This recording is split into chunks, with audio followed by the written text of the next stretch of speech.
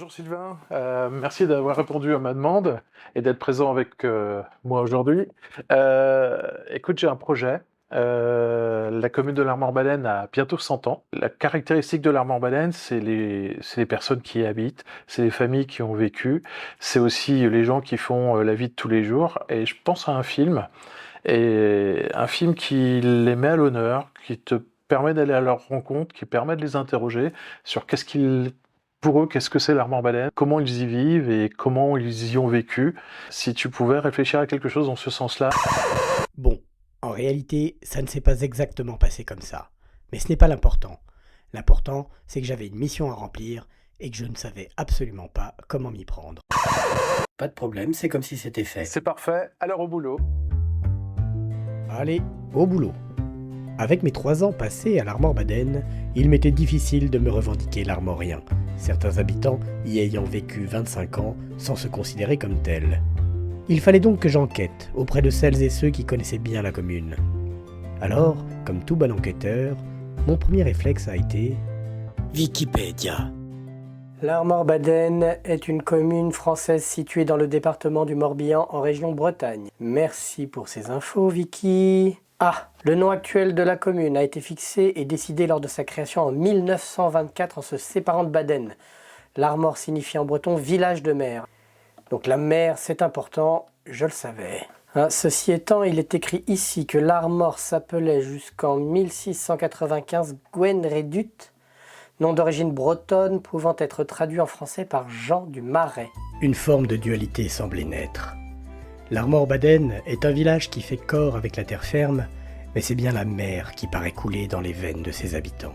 C'est donc par là qu'allait commencer mon enquête, par cette mer qui met tous les sens en éveil, cette mer omniprésente à l'Armor-Baleine. Homme libre, toujours tu chériras la mer. Charles Baudelaire aurait pu écrire ce poème en hommage aux Larmoriens de souche. Source de loisirs, de commerce ou tout simplement de contemplation, le golfe fait partie intégrante de la commune.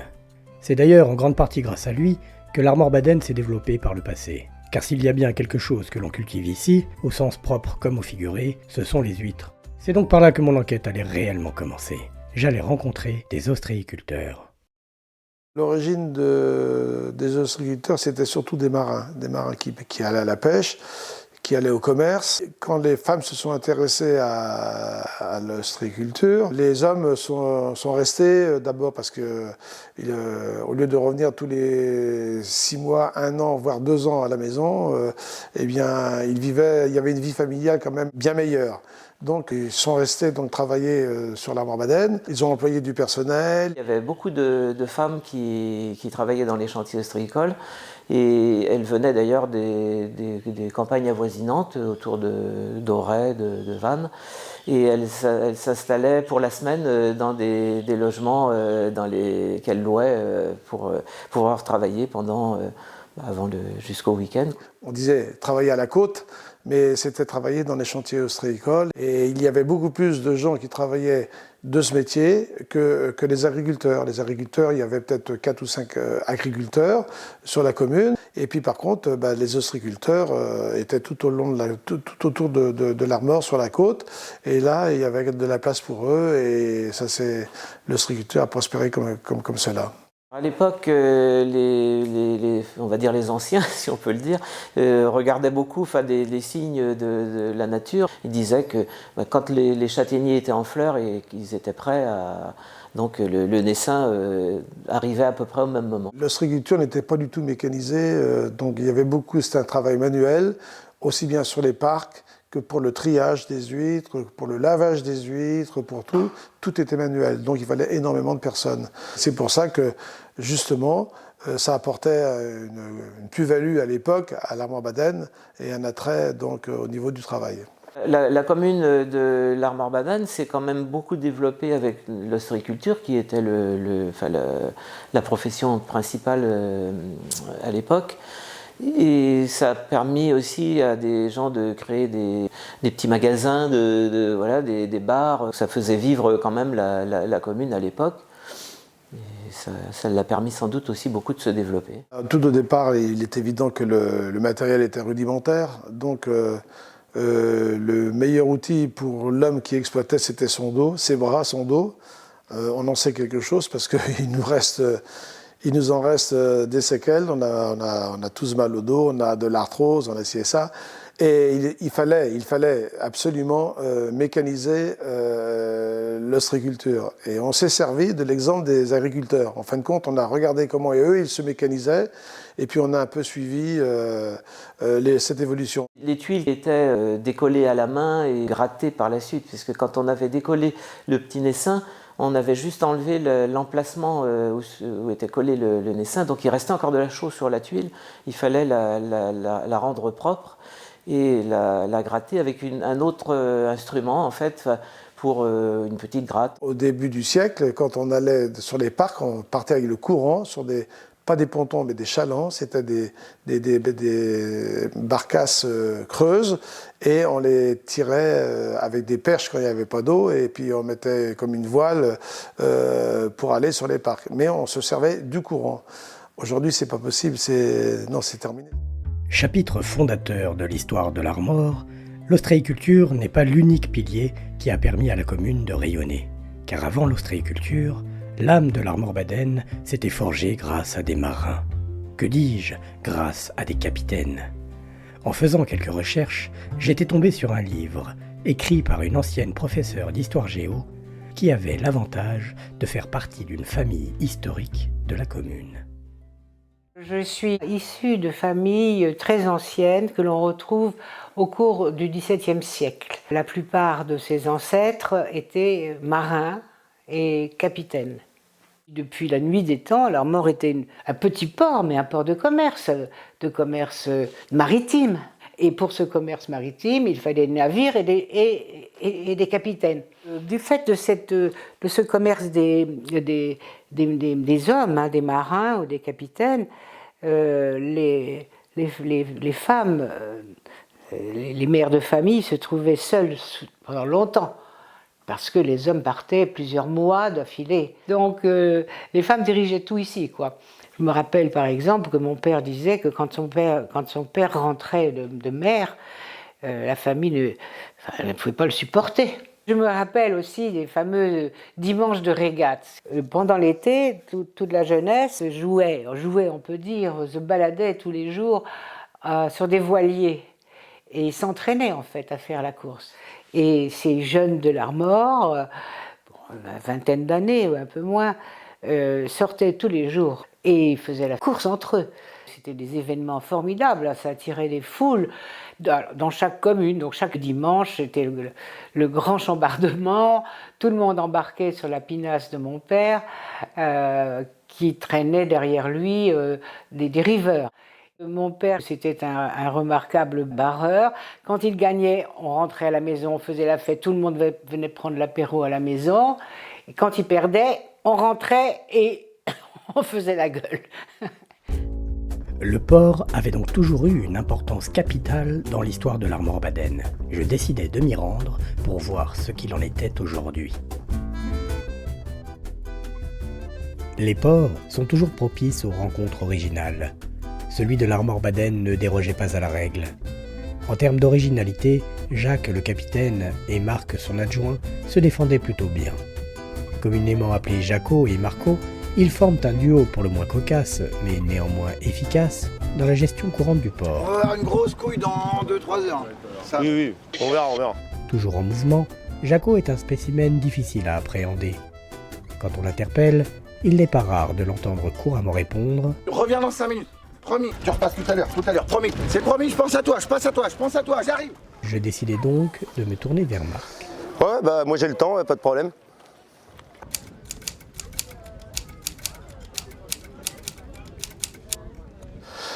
Écoute, il y a plusieurs types de clients, c'est assez varié. On peut avoir là cette saison, on a beaucoup de touristes, des gens qui sont là pour la journée à naviguer sur des bateaux qui mettent à l'eau à la cale. On a aussi des professionnels, des ostréiculteurs, beaucoup de locaux quand même hors saison, et puis l'été, les résidents secondaires bien évidemment. Ce qui caractérise le port de l'Armor-Baden, c'est l'ambiance, je dirais, le climat social qui y règne. Je trouve qu'il y a Voilà, il y a beaucoup de gens. C'est pas qu'un port où on met des bateaux, où on navigue, c'est aussi un lieu de rencontre, un lieu de vie. Il y a beaucoup de gens de la commune, même des touristes qui viennent ici juste passer le temps parce qu'ils savent qu'il y aura toujours un truc à voir, toujours quelqu'un à qui causer. C'est vraiment, et ça c'est vraiment important. Nous on y tient beaucoup avec Jacques et on tient à faire en sorte que ce soit un lieu de vie, quoi, qu'il se passe autre chose que du bateau finalement. C'est beau, ça y est. Je pense que j'ai quelques minutes pour toi. Je t'écoute. Attends, excuse-moi. Hop là, tu vois, je conserve 5 minutes. Oui, Port de l'Armor, bonjour. Oui, bougez pas, j'arrive, à tout de suite. À quelques encablures du port, un groupe de personnes en pleine activité avait attiré mon attention. Guidé par la curiosité, je me dirigeais vers une petite maison entourée d'un muret constitué de tuiles chaulées. Par là-bas aussi, ça sentait la mer et les marins, et surtout le patrimoine maritime. Ça va, vous êtes un peu serré, non? Allez,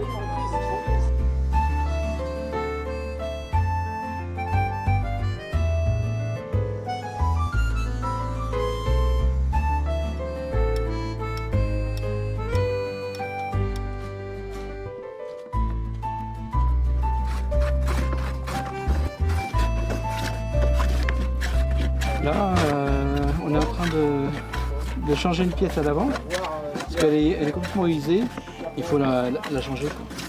Ça fait X années qu'il est sur le chantier. Mais c'est un peu un ancêtre du guépard, quelque part, parce que c'est une plate, mais qui n'est pas plate.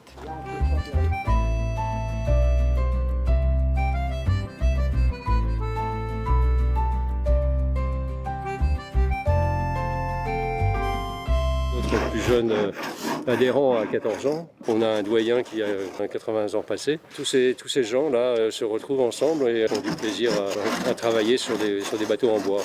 Ciplat est une association, d'après ses statuts, qui est chargée de restaurer des bateaux patrimoniaux, qui sont les anciens bateaux des ostréiculteurs du Golfe. Et le monde moderne les a poussés dans le dos, donc ils ont abandonné ces bateaux en bois qui nécessitaient pas mal d'entretien. Et donc aujourd'hui, d'un point de vue patrimonial, à l'Armor Baden, on fait en sorte que les plates soient restaurées pour constituer une flottille et faire des sorties en mer. Ce qui est bien, c'est que si nous on le faisait pas, tout ça serait perdu. Personne ne s'occupe des plates, à part nous. À ce stade de mon travail, il était clairement établi que la mer avait joué, et joue encore, un rôle essentiel pour la commune, et qu'elle restait une source d'attractivité sans limite. Mais je ne devais pas pour autant oublier l'autre versant de la commune, sa terre.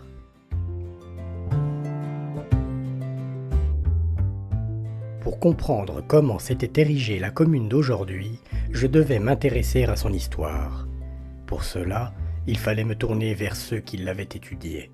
Le nom l'Armor Baden vient de l'Armor, qui signifie en breton près de la mer, et de Baden, qui est le nom d'une famille qui fut, vers les années 1300, propriétaire du manoir de Kergonano. À la fin du XVIIe siècle, le plus gros village de la paroisse de Baden s'appelait Guernenduc. C'était ce qu'on appelle maintenant l'Armor, mais le nom même indique le marais du Duc, qui n'était pas tourné vers la mer, l'Armor, mais tourné vers le marais. Cette évolution toponymique s'est accompagnée d'une évolution sociologique. La population de ce fameux village est passée d'une population de paysans à une population tournée vers la mer, de marins, de calfats, de charpentiers de marine, etc. Baden ne voulait pas que l'Armor prenne son indépendance, entre guillemets. L'Armor était le village le plus important de la commune de Baden. Et le plus actif aussi, et le plus vivant. C'était là qu'il y avait le plus de naissances de tout Baden. Et puis, l'Armor était important pour Baden parce que c'était devenu le port de Baden. Les gens du village de l'Armor en voulaient à Baden. Ils disaient que tous leurs impôts, tous les impôts qu'ils payaient, ne servaient qu'à Baden et ne servaient pas au village de l'Armor. Il n'y avait pas d'école à l'Armor, il n'y avait pas de chapelle à l'Armor, pas d'église, il n'y avait pas de route pour aller au bourg de Baden. Le seul chemin pour aller du bourg de l'Armor à Baden, c'était un petit chemin qui passait au fond de la saline. D'ailleurs, ça créait des problèmes quelquefois parce que l'Armorien qui allait déclarer la naissance de son fils en mairie de Baden Sa femme lui disait « Tu diras bien qu'il se prénomme Jean, par exemple. » quoi. Puis le mec, il s'arrêtait dans toutes les maisons pour annoncer la naissance, il buvait un coup, arrivé à la mairie de Baden, il ne se rappelait plus du prénom que sa femme lui avait dit. Et moi, je connais un gars que j'ai toujours appelé par un prénom, et le jour de son décès, de son enterrement, j'ai appris que ce n'était pas son prénom. L'idée de créer une commune à l'Armor date en gros de 1820. Baden disait « Non, vous ne serez pas commune parce que vous venez d'abord devenir paroisse. » Bizarrement, ce sont surtout des nouveaux arrivants sur la commune qui ont été moteurs dans cette affaire-là. Joseph Couriot, qui venait de Locmariaquer, était charpentier de marine. Bernard de Vols, commis des douanes, et son épouse, Constance Dreux. L'affaire de la paroisse commence en 1857.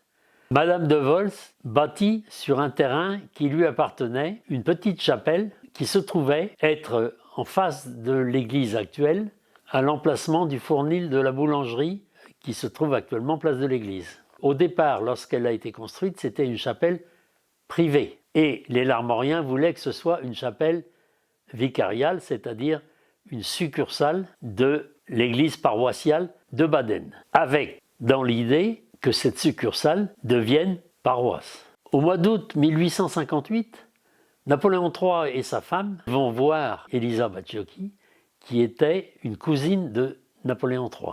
Donc, nos Larmoriens ont sans doute obtenu une audience auprès de l'empereur ou au moins de son épouse. Et c'est suite à cette demande que l'Armor, l'église de l'Armor a été érigée en église paroissiale, succursale de celle de Baden. Ouais. Le 30 mai 1862, c'est-à-dire 2 ans après la bénédiction de l'église, ils demandent la création de la commune. Ils avaient donc de la suite dans les idées.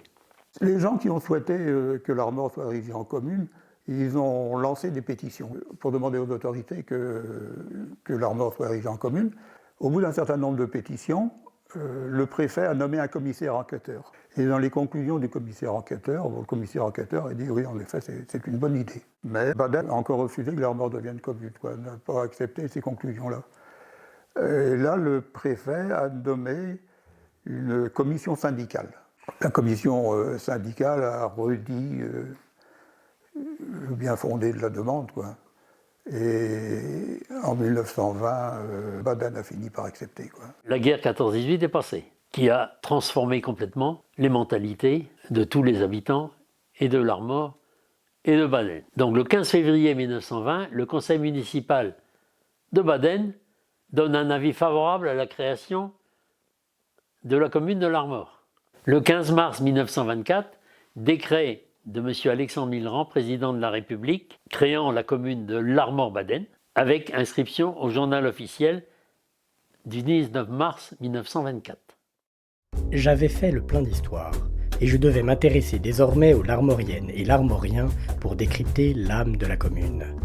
Totalement immergé dans mon enquête, j'étais bien décidé à rencontrer les habitants ancestraux du territoire.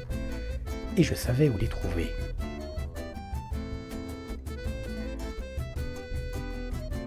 Pour comprendre le Larmorien d'aujourd'hui, je devais remonter le fil de l'humanité.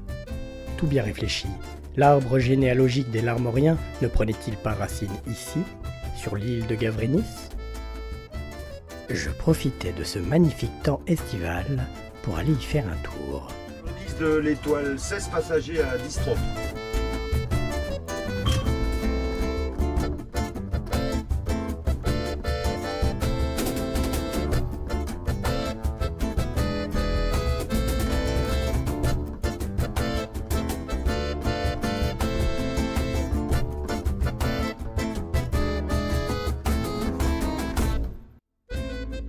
Ce cairn avait été construit vers 4000 avant Jésus-Christ. C'est un dolmen à long couloir et à chambre simple, comme on en trouve beaucoup en Bretagne. Mais celui-là est particulièrement beau. 2 facteurs avaient facilité la construction de ce cairn en ce lieu paradisiaque. D'abord, l'île de Gavrinis n'était pas encore vraiment une île, et les prix de l'immobilier n'étaient pas ceux d'aujourd'hui. C'est en essayant d'estimer la plus-value réalisée par nos amis du Néolithique que j'ai pris conscience d'un léger égarement dans mon enquête. J'étais peut-être remonté un peu trop loin dans l'histoire. il me fallait revenir sur mes pas et interroger la mémoire vivante de l'Armor Baden.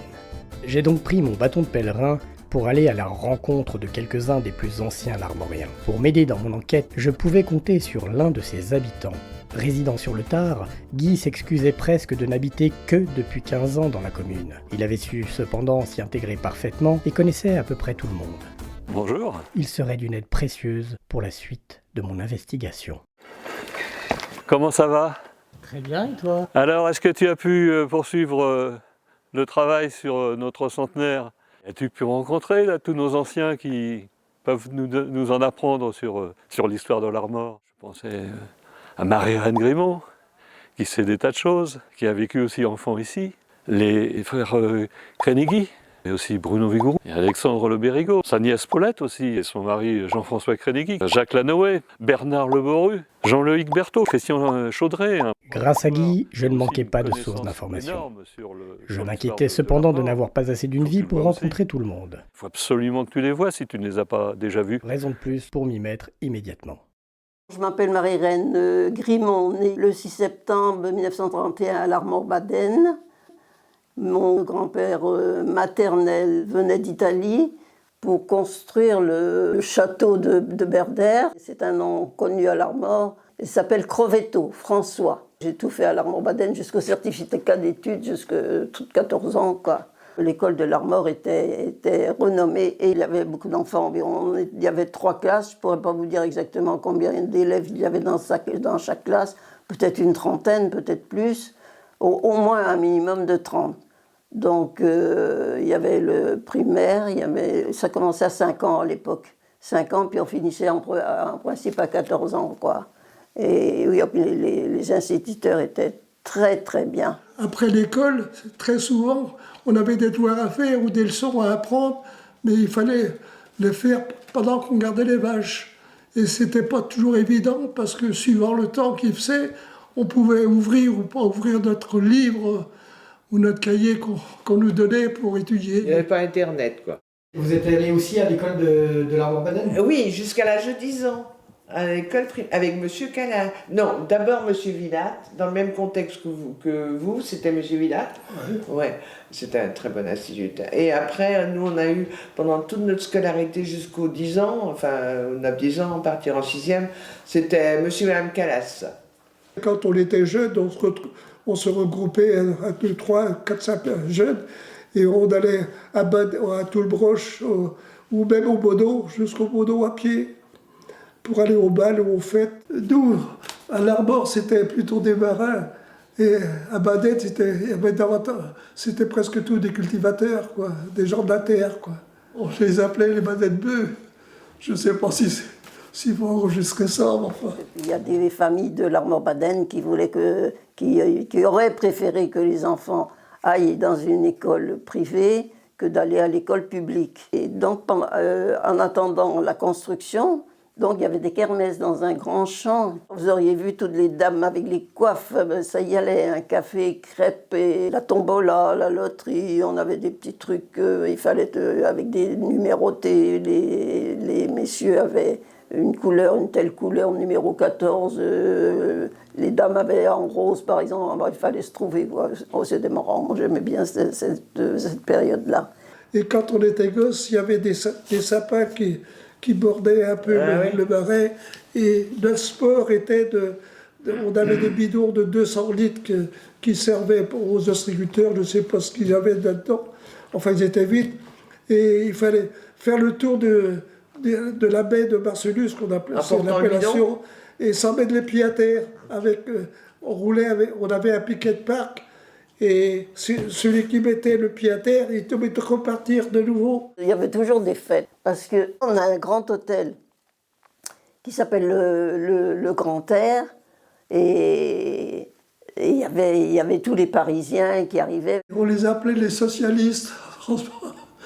Je ne sais pas qui c'est qui avait donné ce nom-là, mais enfin. Bon. Et on les enviait parce que tous les soirs, on les voyait qui se promenaient assez tard dans les rues. Et nous, pendant ça là, on revenait du champ, du travail, et on les enviait un petit peu. Après, le larmorien s'est mis à faire de la location. On aimait bien les voir arriver, on les appelait les Duchentil.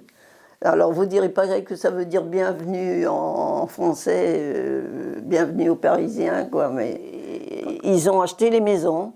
Ils ont acheté des maisons, à l'époque, pas le prix qu'il y a maintenant. Hein. C'est la population qui a changé quand même, parce que... on a vieilli, on a vieilli avec la population. Dans le temps, on se connaissait tous, tandis que voilà. Ah ben oui. C'est ça, il a raison, tonton. Ouais. Il y a eu des maisons qui ont été vendues quand même à des étrangers à l'Armor-Baden. Des Parisiens, des gens qui venaient... Non, mais depuis quelques années, les gens qui viennent en retraite. Oui, qui viennent en retraite à l'Armor-Baden. Ouais. Mais oui, regarde, quand tu fais... Il a raison, dans le temps, tout le monde se connaissait, c'était des familles... Malheureusement, oui, c'est une sélection qui se forme à la base parce que ce sont tous des gens un peu trop aisés par rapport à certaine population de l'Armor qui peut par la suite porter préjudice au développement de la commune. C'est pas du tout la même ambiance, il n'y a plus de larmorien puisque les terrains sont tellement chers. Alors, moi je regrette. C'est comme ça. Au fil du temps, les chemins de terre qu'on arpentait à cheval ou à pied s'étaient progressivement transformés en route. Heureusement, il était encore aujourd'hui possible de déambuler dans une nature préservée. Le marais de Pen and Toul s'y prêtait particulièrement bien. Ces anciens marais salants ont été endigués au cours du XIXe siècle, mais ne furent exploités qu'un court temps pour la récolte du sel. Quelques années plus tard, et après quelques tentatives infructueuses pour y développer d'autres types d'activités, le marais est devenu une zone naturelle protégée. Bien ancré dans le présent, ce lieu dévoile cependant à qui veut les voir nombre de traces d'une activité humaine passée. Mais retournons à nos moutons et à notre histoire. La France, au gré des 30 Glorieuses, se modernisait petit à petit. L'Armor-Baden n'échappait pas à la règle, même si le village de l'époque était encore bien différent de la commune d'aujourd'hui. Il aura fallu par exemple attendre 1962 pour que l'eau courante s'invite dans les maisons. À l'Armor-Baden, comme partout ailleurs, l'urbanisation s'intensifiait et le tourisme se développait. Mais à quoi ressemblait le Larmor des années 60 ? Une nouvelle rencontre allait me permettre de m'y plonger. Mes parents se sont connus ici en 1930. J'ai passé toutes mes vacances à l'Armor-Baden depuis 1958. On a toujours gardé un lien fort parce qu'on allait souvent chez la tante de mon père. Elle tenait le restaurant. Alors pour les vieux larmoriens, c'était le restaurant des Îles. Alors ici, on est devant l'office du tourisme, la capitainerie actuellement, mais avant, il y avait le garage de Monsieur Caudal. Alors Monsieur Caudal, c'était un mécanicien. Les bateaux pouvaient venir sous les pilotis parce que la construction était sur pilotis. Jean Caudal, c'était une figure. Quand il avait mal aux dents, il n'allait pas chez le dentiste. Hein. Il mettait une ficelle, enfin un petit fil, hein, autour de sa dent, le bout dans l'étau, et hop. Et là, il y avait une côte, enfin le rivage, il n'y avait pas de plage, c'était des cailloux. La longueur de la cale a été diminuée pour faire le parking. Je ne l'ai pas connu, mais les vieux larmoriens, il y avait un marchand de coquillages. Et donc, il avait une cabane d'exploitation sur pilotis. Après, vous aviez la cabane de Valentin, enfin dit de Valentin. Et là, bon, c'était un autre genre de... c'était un autre genre de, disons, d'histoire de l'Armor. Hein. Bon, et ben Valentin, bon, alors je ne sais pas ce qu'il avait fait avant, mais c'est quelqu'un qui, quand il y avait un peu d'intempérance, allait parler à sa platte qui était de l'autre côté du quai, là. Et des fois, il arrivait, il pissait dessus, mais surtout, il lui parlait. Il venait parler à sa platte ici, hein. Voilà. Sa platte, l'étoile filante.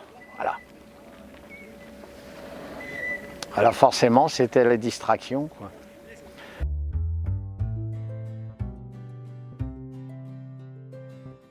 ici, il y a eu au début une grue modèle marchandises SNCF, vous voyez. Le premier passeur que j'ai connu, c'était Yves Roilec. Il avait une vedette qui s'appelait la Nani. L'hôtel du Grand Air. Avant l'hôtel du Grand Air, ça s'est appelé l'hôtel des îles. Alors il a connu plusieurs propriétaires. Aujourd'hui, c'est privé. Alors ici, on est juste devant l'hôtel des îles. Hein. C'est assez bizarre parce que l'autre là-bas s'appelait aussi l'hôtel des îles, mais quand ils ont dû changer de nom, celui-ci est devenu hôtel des îles. Alors on mangeait bien, du temps de à coup sûr du temps de ma grande-tante Julie. Alors là, on arrive juste devant l'hôtel des Algues, qui était concurrent de l'hôtel des îles. Voilà. Ici, on va arriver devant ce qui s'appelle les chapelles. Alors, c'est pas une chapelle, mais tout le monde appelle ça les chapelles. C'était des chambres qui étaient louées, qui allaient avec l'hôtel, sans doute. Là, je me rappelle pas. Là, c'est l'hôtel des Pins. Hôtel ensuite, mais d'abord bar et restaurant. Et on mangeait aussi très bien là-dedans. Là, on est maintenant sur la route actuelle de Berdères, mais au début, il n'y avait pas une route côtière, parce que là-dedans, il y avait des vaches. Hein. Il y a un chemin qui est encore en herbe, là, et c'était le chemin pour aller à Berdères. Bruno Vigouroux m'avait permis de me plonger dans un certain passé de l'Armor-Baden. Une époque où le village accueillait de nombreux cafés, des commerces en tout genre, aujourd'hui disparus.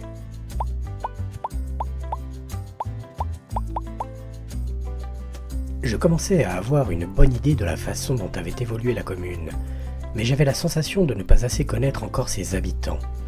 Pour ce faire, je devais aller voir celui qui leur était dévoué corps et âme, le médecin du village.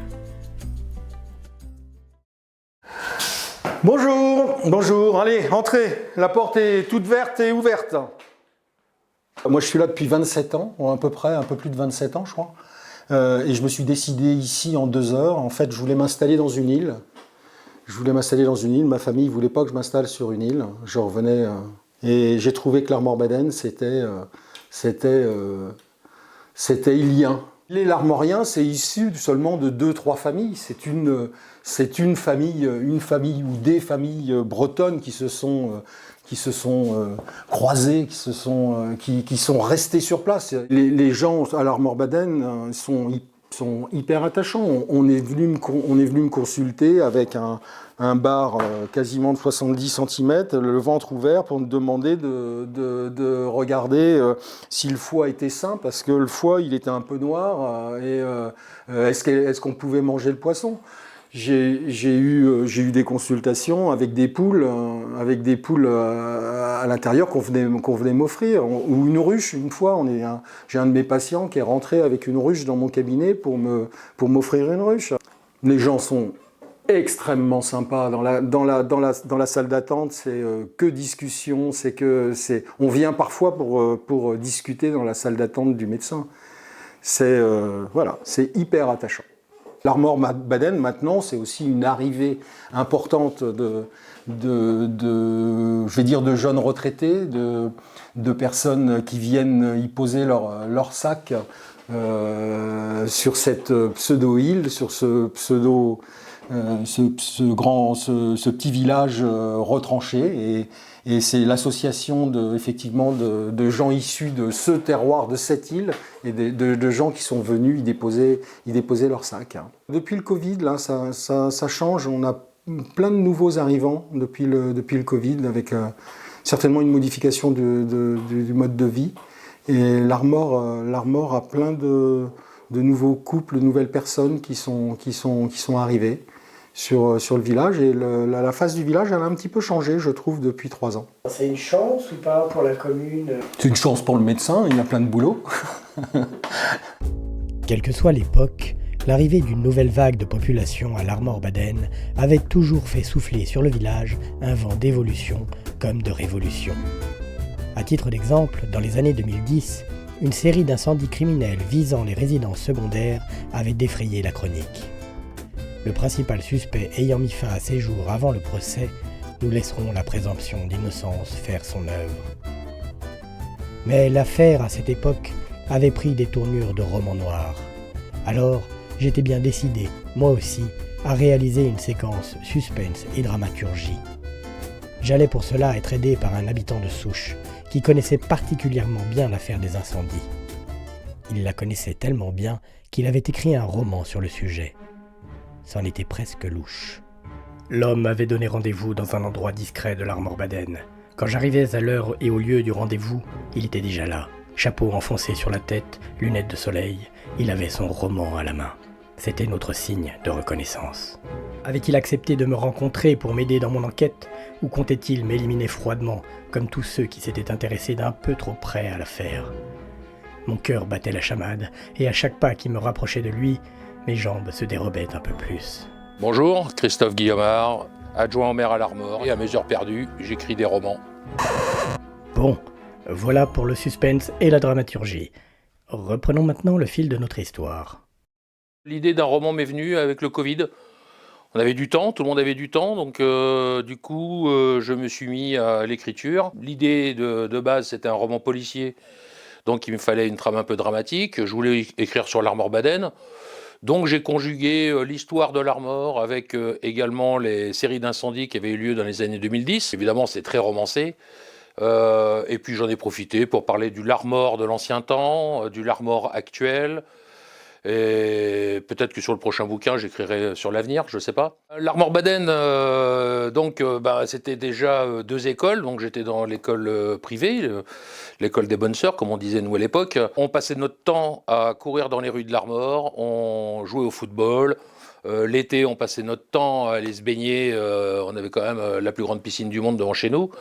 Donc c'était un vrai bonheur. C'était un village qui était très, très, très, très, très vivant. Alors, je ne veux pas dire qu'il est mort maintenant, c'est pas ça, mais à l'époque, disons que la configuration, on était le même nombre de populations. Par contre, tout le monde était un peu à l'extérieur tous les matins, tout le monde faisait son marché. Son marché dans des épiceries, puisqu'il y avait 2 épiceries. Alors ça produisait des rencontres, il y avait 5 boucheries, il y avait tout un écosystème, tout le monde se rencontrait, c'était très convivial, tout le monde se connaissait. C'était vraiment une enfance de rêve. J'ai toujours connu, moi, les rues de l'Armor-Baden avec des grands éclats de rire. Et c'était même compliqué pour certains de faire des courses le matin, parce qu'ils commençaient à 9h les courses, et puis à midi, ils n'avaient toujours pas ramené le pain. Entre mes 10 et 20 ans, j'ai connu Berdère. Alors, il faut savoir qu'à l'époque, donc, les bonnes sœurs étaient là, et nous n'allions pas sur l'île. L'île était complètement privée, elle était fermée. Et pour nous gosses, c'était sympa, puisque ça mettait un peu de mystère. C'était une île un peu mystérieuse, quelque part. Parfois, le portail était ouvert, et nous étions avec nos mobylettes, avec les copains. On voyait le portail ouvert, on dit « Oh là là, allez, on va faire un tour ». On prenait les mobylettes, et oui, on partait sur Berdère. Et là, on faisait le tour, évidemment, ça faisait un tintouin pas possible, les bonnes sœurs sortaient. Donc ça, c'est une anecdote, mais ça voulait dire aussi que Berdère était vraiment fermé. Ah, Berdère, île magnifiquement arborée, tant appréciée des promeneurs, quand du moins la marée permet d'y accéder, et surtout d'en sortir. En s'installant confortablement sur une pierre ou une souche d'arbre, on pourrait presque entendre à nouveau Charles Baudelaire nous susurrer à l'oreille son invitation au voyage. Là, tout n'est qu'ordre et beauté, luxe, calme et volupté. Tu parles, Charles. Berdère a aussi fait parler d'elle en une verve moins poétique. Bien que l'île soit avant tout une propriété privée, et ce depuis de longues années, son chemin côtier est ouvert au public, loi littorale oblige. Ce partage dichotomique était source de quelques tensions au sein de la population, et je n'étais pas sûr de pouvoir trouver une issue fédératrice au débat. Alors, à défaut de me fourvoyer sur son présent et de gamberger sur son avenir, je décidai plutôt de m'intéresser à son passé. J'allais donc prendre un petit cours d'histoire avec un professeur expert en la matière. La ferme qui est derrière nous est le premier ensemble, les premiers bâtiments qui existent sur cette petite île de Berdère. C'est une exploitation agricole qui va rester longtemps, pendant plusieurs siècles, 17e, 18e, 19e siècle. Et au moment où le comte Dillon, le légendaire comte Arthur Dillon, achète l'île en 1878-79, c'était la seule construction à ce moment-là. Vers 1890-1900, cette île est difficile d'accès. Donc c'est une île qui n'est pas connue et qui est révélée par la présence et du comte Arthur Dillon et de la duchesse d'Uzès à partir des années justement 1890-1900. Alors le comte Arthur Dillon s'enrichit très rapidement dans l'exploitation des câbles sous-marins reliant la France aux États-Unis, au Canada. Il est passionné par la mer et il va chercher avec la Bretagne un lien qu'il va trouver à Berdères. Avant de construire le manoir, il va d'abord construire différents bâtiments techniques, des bâtiments qui vont lui permettre ensuite de passer à une phase logement, habitation. Ensuite, il va édifier la fameuse tour de style mauresque qui sert d'atelier à sa femme qui est artiste. Le comte Dillon, il va entrer en politique en soutenant le général Boulanger et il va tomber en même temps que Boulanger, il va être condamné par les tribunaux et condamné à l'exil. C'est l'exil du comte Dillon qui va contribuer à la perte de sa fortune et qui va faire que le comte Dillon va céder l'île de Berdères à la duchesse d'Uzès. Le comte disparaissant en 24 et sa femme en 26, la duchesse d'Uzès décide de vendre l'île à une congrégation masculine. Cette congrégation va donc faire de 1927 à 1937 de Berdères une sorte de juvénat. Les Oblats vont faire des travaux et notamment ce fameux chemin de croix. En 1937, les Oblats vont déménager et ils vont vendre à la congrégation des Sœurs de Saint-François d'Assise, une congrégation d'Angers qui a une vocation hospitalière. Très vite, cette vocation médicale va être modifiée par les circonstances, bien sûr, la guerre en 1939 et l'arrivée en 1943, par exemple, du collège Saint-Louis de Lorient avec ses élèves. Ça représente 150 à 200 personnes qui vont venir habiter sur cette île jusque début 1946. À partir de 1975, les sœurs ont des problèmes de recrutement, se posent des questions sur l'avenir de Berdères. Et en 1984, elle décide de louer à un organisme qui poursuit dans la même vision sociale, culturelle et d'accueil, qui s'appelle LVT. En 1991, les sœurs décident de vendre l'île à l'entreprise Yves Rocher. Et en 2016, Yves Rocher cède à son tour l'île de Berdères au groupe Giboire, un groupe de bâtiments publics de BTP de Rennes. Il fallait désormais que je tourne la page de l'histoire pour me concentrer sur le présent et l'avenir de la commune. Malgré une certaine nostalgie exprimée par les plus anciens, le village avait encore le vent en poupe. Commerce ou service, et même une école, privée et hors contrat, mais école quand même, tenait encore fièrement la barre et participait inéluctablement à maintenir la commune à flot. On trouvait même dans la commune de jeunes entrepreneurs, ainsi que des artistes. Je m'appelle Céline, je suis dessinatrice, j'habite à l'Armor-Baden depuis 4 ans. Je suis venue m'installer ici avec mon conjoint et mes 2 enfants. Donc j'ai une petite fille de 7 ans et un grand de 17 ans. Ça fait 16 ans que j'habite à l'Armor-Baden. Je vis avec Yvan. Et on a monté nos entreprises. Je fais de la savonnerie, je suis savonnière artisanale à l'Armor-Baden. Ça fait 15 ans maintenant que je suis à l'Armor-Baden, un grand passionné du golf et de la mer en général. Donc j'ai poursuivi mes études un peu partout en France et je suis toujours revenu à cet endroit-là où j'ai décidé de monter mon entreprise. Et donc je me suis lancé dans le kéfir de fruits et après j'ai développé la bière. L'Armor, c'est un petit village très mignon, très sympa. On se sent un peu comme une petite famille. C'est pas trop grand, c'est pas trop petit, c'est très sympa, quoi. Tout le monde se connaît, on parle avec tout le monde sait ce qu'on fait ici, c'est plutôt chouette. On a tout de suite été séduits.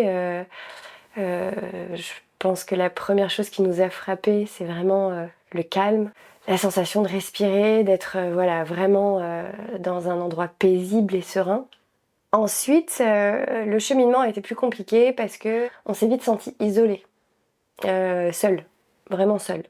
Notre petite fille est depuis quelques mois à la MAM maintenant, donc ça c'est super chouette qu'il y ait cet espace-là à l'Armor-Baden. Je dirais la seule chose qui pourrait manquer, c'est un parc pour les enfants, parce qu'on n'a pas vraiment justement de lieu où nos enfants peuvent se retrouver entre eux. On s'est rendu compte qu'effectivement notre vie, elle était plutôt sur Baden que sur l'Armor-Baden, puisque les activités des enfants sont à Baden, l'école est à Baden, on fait aux courses à Baden. On a rencontré quelques parents, mais peu.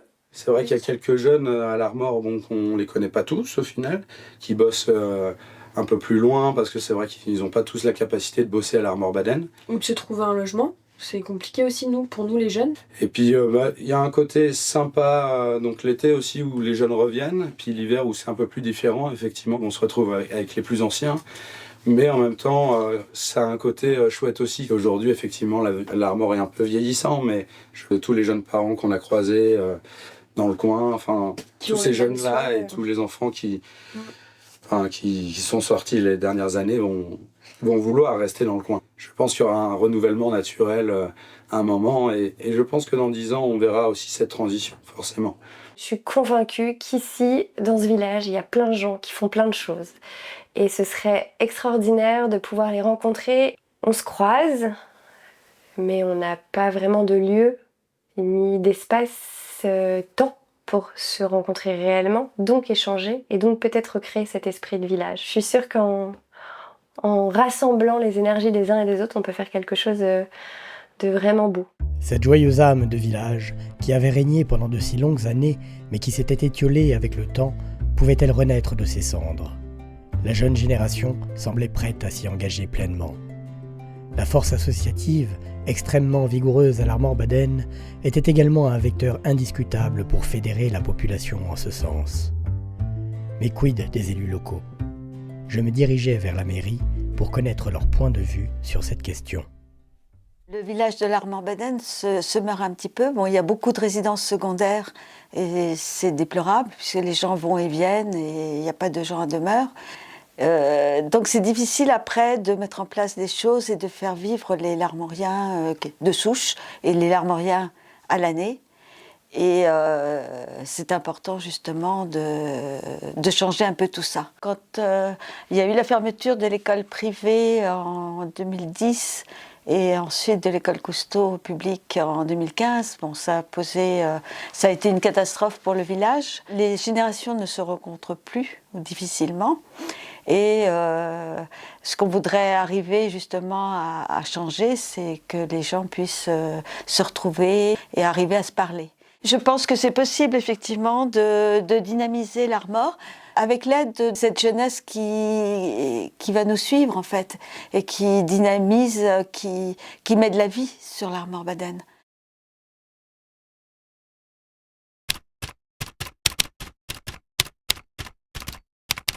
C'est pas toujours simple d'expliquer presque 16 ans de fonction de maire et d'expliquer un peu le cursus. Au départ, c'est une vraie découverte. On vous donne les clés du camion, puis on vous dit, bah voilà, tu démarres et tu te débrouilles. Entre-temps, il y a quand même beaucoup de lois qui sont passées dans ces 16 ans. D'un point de vue administratif, ça change très très vite. Et on doit à chaque fois s'adapter, alors qu'on a à peine le temps de disséquer, de mettre en place des éléments. On nous propose déjà autre chose, comme si c'était la course à l'échalote, alors que moi je pense qu'il faut du temps. C'est pas toujours simple d'avoir ces responsabilités et cette fonction. Mais on réussit pas tout seul, on réussit aussi avec une équipe, on réussit aussi avec une population qui nous soutient, qui nous pousse en disant il faut continuer.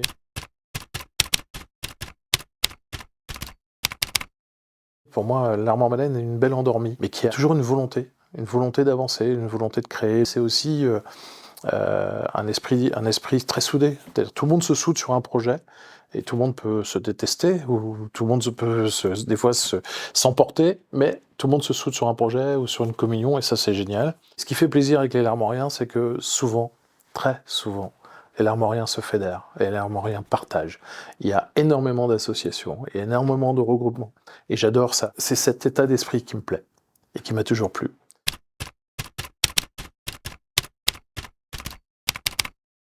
Au niveau de l'esprit des gens, au niveau des Larmoriens, ouais, un jour, je ne serai peut-être pas là pour le voir, mais on reviendra à l'esprit d'un village. On reviendra au besoin de se retrouver, au besoin de faire la fête. Moi, j'ai toujours souvenir du feu de la Saint-Jean. Après, on nous interdit de faire les feux. Mais il avait quelque chose de fédérateur, ce feu de la Saint-Jean. Toutes les générations étaient autour de ce feu.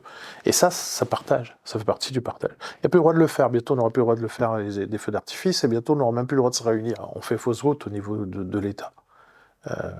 Ils mettent des lois et des règles en place qui ne servent pas les villages, qui ne servent pas la vie d'un village, qui sert des gens qui veulent investir, ou des gens qui veulent faire du business à très court terme, mais qui ne sert pas l'esprit. Faut pas croire, hein, les gens qui achètent et qui se plaisent pas, et qui s'habituent pas, ou qui sont là juste pour faire du business, à un moment donné, le business, un jour, les courbes de l'or, il est là, et le lendemain, elle est là. Je crois, moi, fortement, que peut-être dans 20 ans, dans 30 ans, la vie d'un village repartira. Nos enfants qu'on a amenés plus dans les terres, c'est eux qui reviendront vers la côte.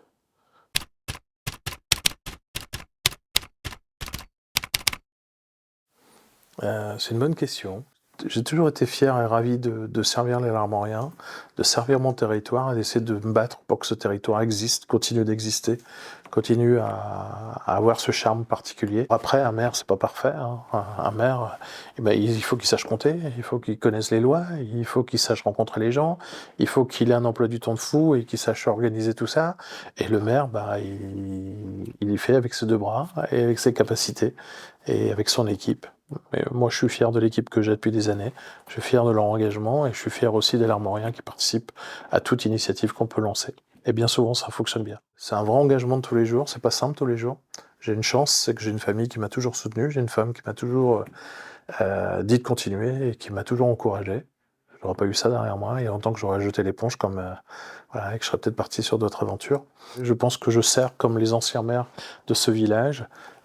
Tous ceux qui sont passés, ils ont servi à leur tour la commune, ils ont servi leurs concitoyens.